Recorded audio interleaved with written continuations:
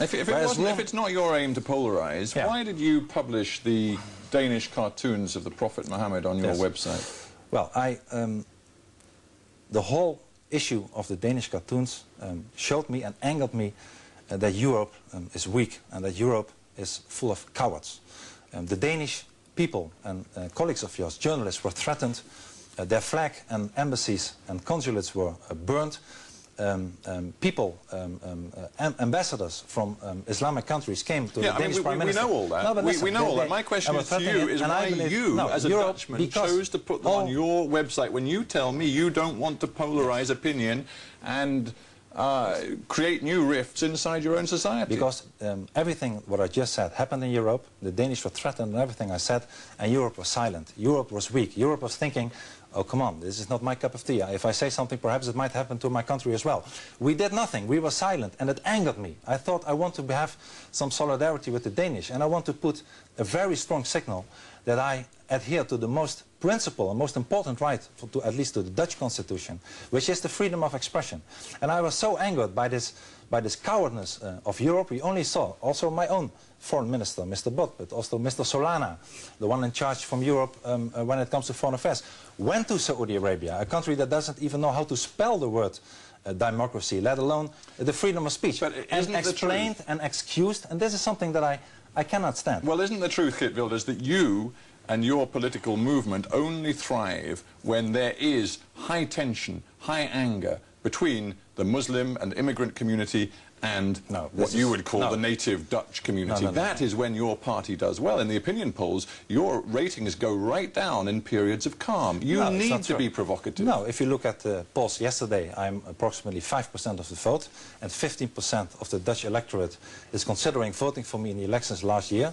This figure of 5 and 15 is already steady for the... You've gone down 10%, haven't you? Your opinion poll ratings are going right down. I have now 5% of the vote, and the poll of yesterday says 15% of the people are considering to vote for me.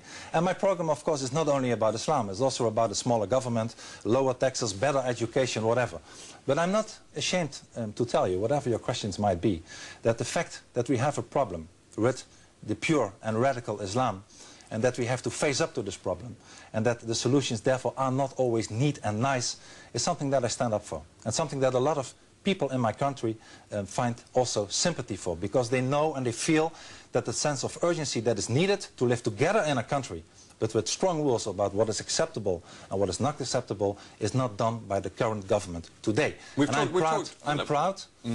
Well, we've talked a lot about your attitude to Islam and to Muslims living in your midst. Yeah.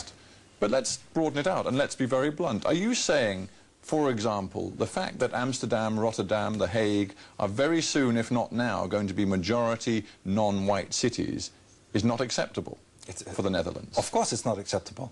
You ask me the question as if it's some kind of surprise what my answer would be.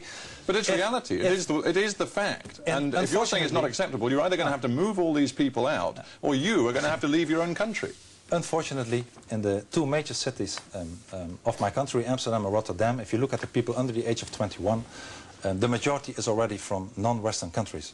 And those are not people like here in the United Kingdom, people who come from your former colonies or from the West Indies and more or less share some kind of culture, feel British.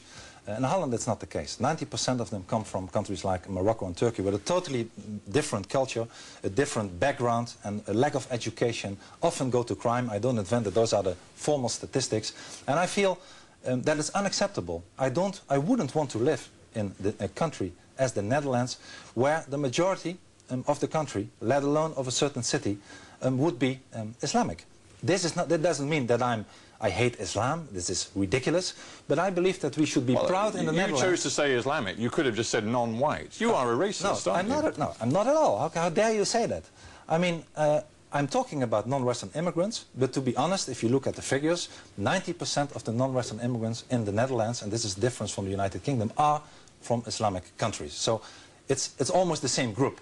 I didn't invent it, it's the case.